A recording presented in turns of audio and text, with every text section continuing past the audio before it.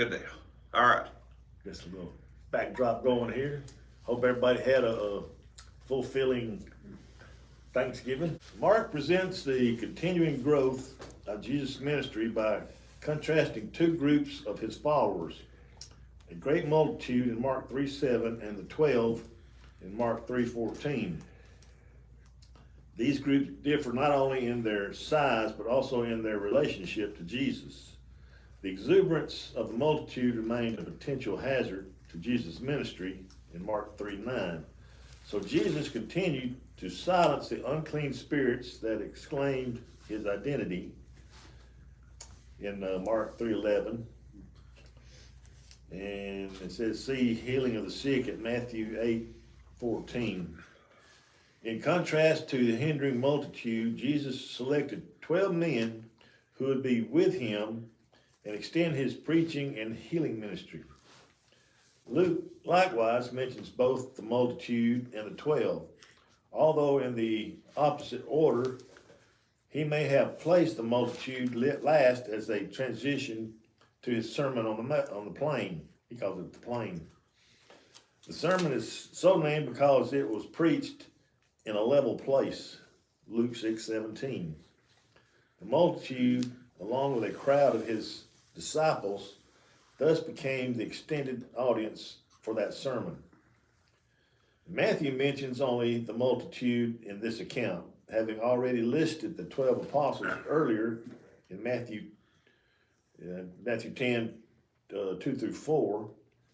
In keeping with his interest in prophetic fulfillment, Matthew compares Jesus' efforts to limit the spread of his fame to the unassuming attitude of the servant in the prophecies of Isaiah. Jesus came to humility and gentleness as the prophesied servant. So Jesus really frustrating them by healing people on the Sabbath.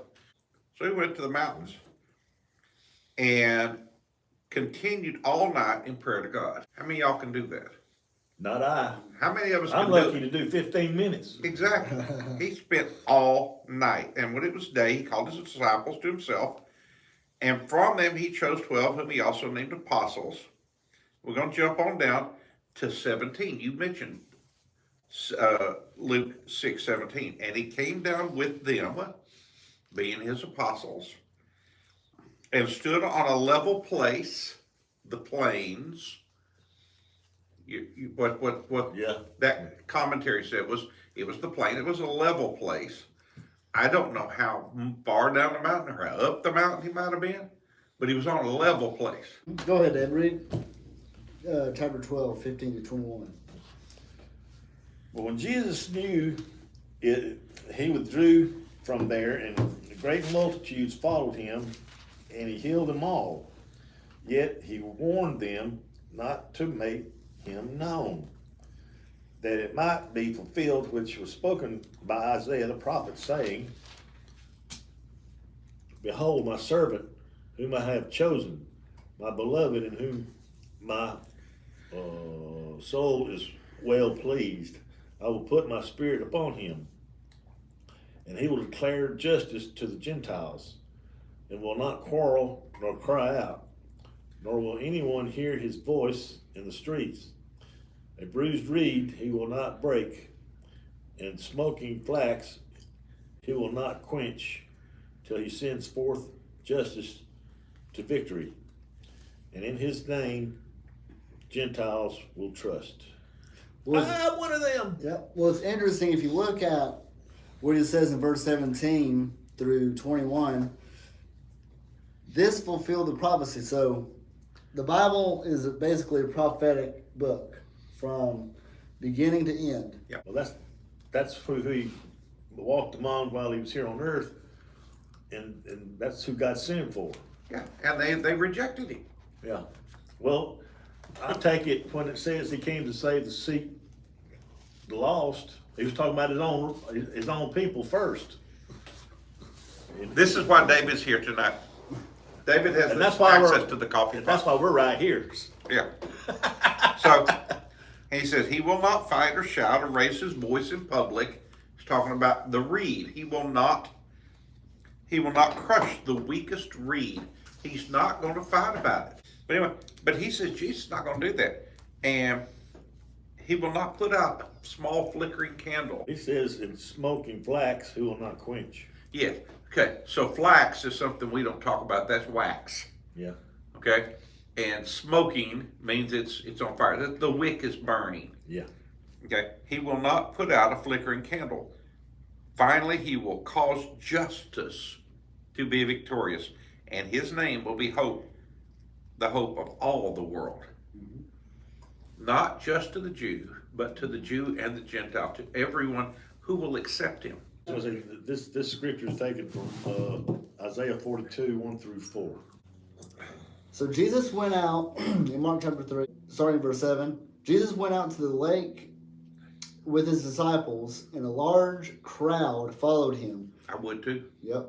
They came from all over Galilee, Judea, Jerusalem, Idumea, from east of the Jordan River, and even from as far north as Tyre and Sidon. The news about his miracles had spread far and wide, and vast numbers of people came to see him. So here's who knows how many people that are gravitating towards Jesus, and yet he only chooses 12. He chooses 12. And we'll get in that here in a For minute. what though? He had a specific job for them. Yep. And I think that's another thing that a lot of Christians miss. When God chooses us, when we accept him, he has a job for us to do. Verse 9, Jesus instructed his disciples to have a boat ready so the crowd would not crush him. He had healed many people that day, so all the sick people eagerly pushed towards to touch him. Well, I guess so. Yeah. That's pretty, I mean, wouldn't you if you had Yes. something? There's things wrong with me, y'all. Yeah. Okay? Physically, I've got physical and mental issues. Yep. Why? Because I ain't all together. That's I like don't know anybody it is. that's like being in a movie theater or something, and somebody hollers fire, and everybody heads for the exit. Yeah. Somebody's gonna get run over. Yep. Here he is, and he's out by a lake, obviously. Said he went out by the lake. Mhm. And these people just keep coming and coming, and the crowds get bigger and bigger and coming, and where's he gonna go? If he don't get in the boat, he's gonna have to wade in the water. And they're gonna come into the water. They want to touch him. Why? Because they want healed. Yep. And whenever those possessed people with evil spirits caught sight of him, the spirits would throw them to the ground in front of him, shrieking, "You are the Son of God." But Jesus sternly commanded the spirits to reveal who he was. So a couple of things there, that all you had to do was touch Jesus and you were healed. Yes, completely. Everything. And Even bad breath. It don't matter what it is. and that is interesting to think about. So what do you think that he didn't want them to let him be known? Yeah, the demons. He basically told them demons, why don't you just shut up? Yeah, but they're hollering out, "You are the Son of God." Yes. They ain't saying it, whispering it to him. Right. And he's like, these people, because we have to have free will. That's interesting because the demons don't care what Jesus says anyway. So Exactly. was he expecting them to comply with that? Like, shh, no, I think, But they did. He told them sternly. But Jesus sternly commanded the spirits not to reveal who he was. He wants these people to see him, hear him, and to witness what he's doing so that they can make their own minds up. Yes or no. Well, it could. One thing crossed my mind. I mean, it's just an assumption, is that it'd be like too early for him to be Right, it's not Public time meeting. yet, Yeah. but he wants us to make a decision. Go ahead. So Luke 6:17 through 19. And when they came down from the mountain, the disciples stood with Jesus on a large level area, surrounded by many of his followers and by the crowds.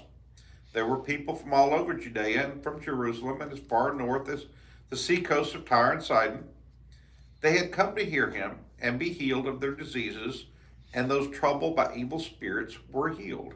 Everyone tried to touch him because healing power went out from him, and he healed everyone. So this is Matthew, Mark, and Luke all telling us what, from their perspective. And each one of them has an interesting. So that's the story from three direct observers. Exactly. Like I said, Mark didn't say that power went out of him like Luke did. Right. Yeah, they have a different audience. Yeah, that's What what did Luke do? What was his? he was He was a doctor. what's up? He Doc? was a He physician. was a what's up, Doc? He's a physician. He doesn't need to say that. Yeah. His audience is different because Luke, being a physician, if he says everyone tried to touch him because healing power went out from him and he healed everyone, all he has to say. But now to somebody who doesn't believe in healing, Mark had to go into some greater detail for his audience and to those people who are trying to digest all this that's happening. Well, I'm going to go back again to the Chosen, where Jesus was spending the whole day healing people. Yeah. And when he come back to the camp, his mother was there, and you could see he was wore out. Jesus got tired. But I imagine he could last longer than most people. Oh, absolutely. And he could do more than most people, than any other person. But he was still a physical man, Yeah. and he still had to rest and nourish himself with food. He had to do these things. Afterward, Jesus went up on a mountain and called out the ones he wanted to go with him. Out of thousands and thousands of people, he counted 12 that he wanted to go with him. And what happened? That's interesting. And what's that next little And sentence? they came to him. They did. Hey, you guys. Now these are people that had been following him all along. They were his students. He was their rabbi, which means he's a teacher. And he calls out 12 of them by name. Yep. Wow. Then he appointed 12 of them and called them his apostles. They were to accompany him, and he would send them out to preach, giving them authority to cast out demons. These are the 12 that he chose: Simon, who we call Peter, James and John, the sons of Zebedee, but Jesus nicknamed them the sons of thunder. Yes. I like that. Andrew, Philip, Bartholomew, Matthew, Thomas, James, son of Alphaeus, and Thaddeus, Simon the Zealot, Judas Iscariot, who later betrayed him. Jesus. So there's there's 12. a difference, Mhm. and it's spelled out clearly here. There's a difference between believers, Yep. students, and apostles. Yep. He gave them certain job. What was the job? That he would send them out to preach. Yep. They're supposed to go out and spread this word. Mm-hmm. He gave them authority to cast out demons. Yes. He gave them power that the rest did not have.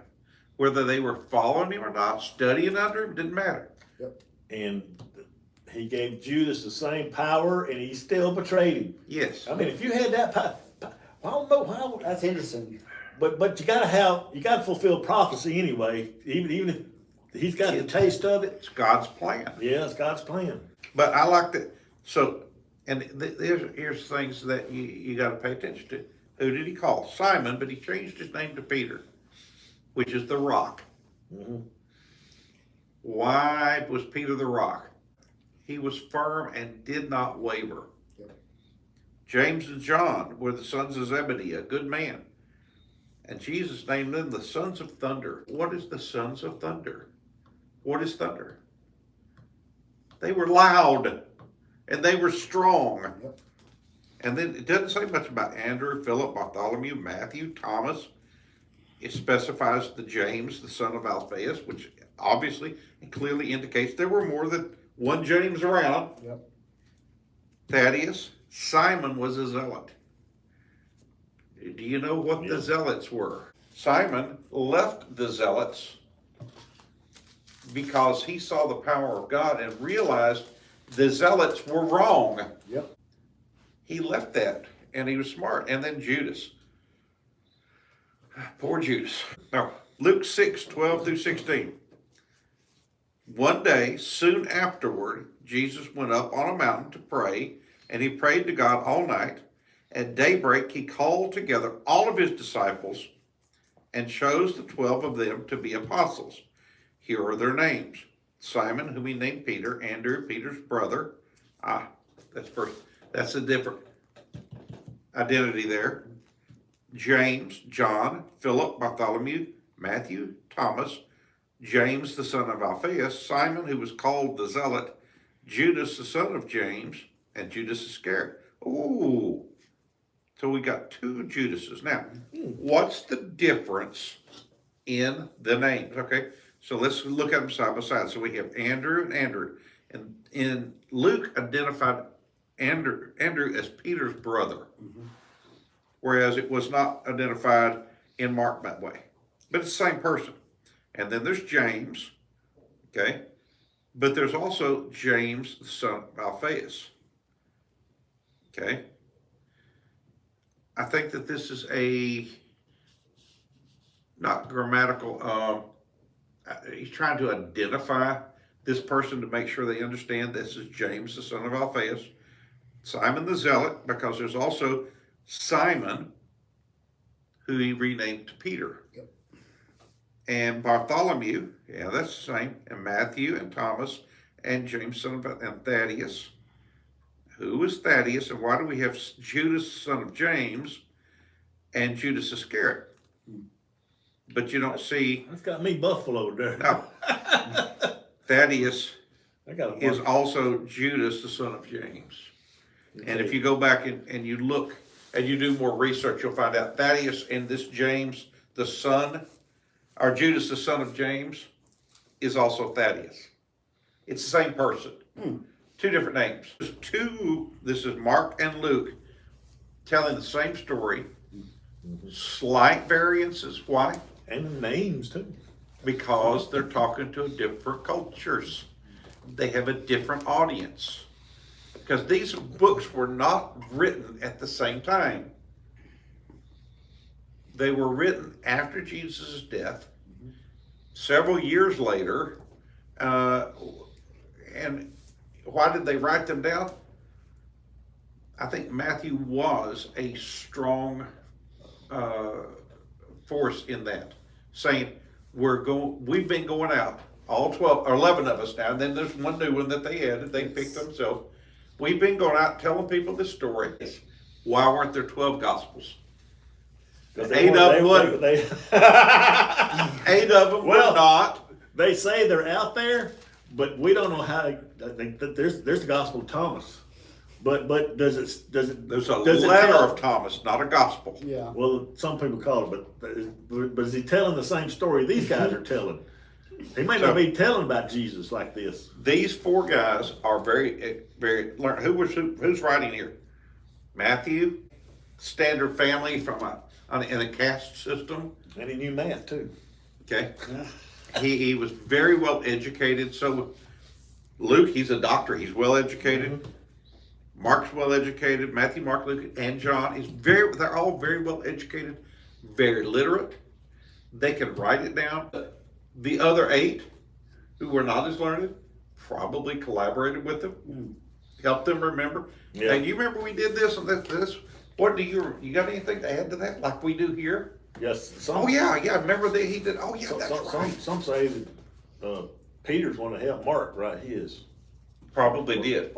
Very well might have. Peter was not learned. What was Peter's job in life? He was a fisherman. Yeah. Peter and his brother Andrew were not educated. They were educated in Torah. Yeah. Simon the Zealot, Just barely. certainly not educated. Just barely got by. Yeah. Able to write their name probably. Yeah. But they knew, and they could tell their firsthand stories, and they could help these guys write down all the little things that they all remembered, all these little details. Somebody might have said, "Hey, now remember, Luke, that Judas was, Thaddeus is also called Judas, and he was. Remember that's James. You got to make sure that they know that that's James's son." Isn't that cool? Somebody told him, kinda reminded like- them of that. It's kind of like you get this book, and they'll tell you, okay, this is biography of Jesus, and in the open page, the guy likes to give credits or thanks to those that helped him. Those would be the disciples. Yeah. In the credits. Exactly. Exactly. There are people who get him some credit, Give me some more. and some people who don't get a lot of credit. You don't see them. You certainly don't see. Finish them off. I'm not supposed to be drinking this late, but I'm going to anyhow. We're going to finish up the pot. Okay? See, they got the big cups. I got the little cup. I'm going to leave by even a little bit. So, this is a story of what actually happened from eyewitnesses, people who participated, participated and probably helped them remember and reviewed it, edited it. Hey, let's talk about that. And they wrote this stuff. And he said, Don't get proofreading. proofreading, right? Editors. That's for editors. Yeah. So, this is amazing to me to think that if we had lived in that time, would we have had this opportunity to go with this to see Jesus healing people? That's a great place to take a little break in this. Yep, cause what I got next is Beatitudes. Yep. Interesting. That We'll get to that that might in a have to few, be right? a two-parter. We'll get to that. Like David says, subscribe. Yep, like, subscribe, we'll see you Shortly. soon.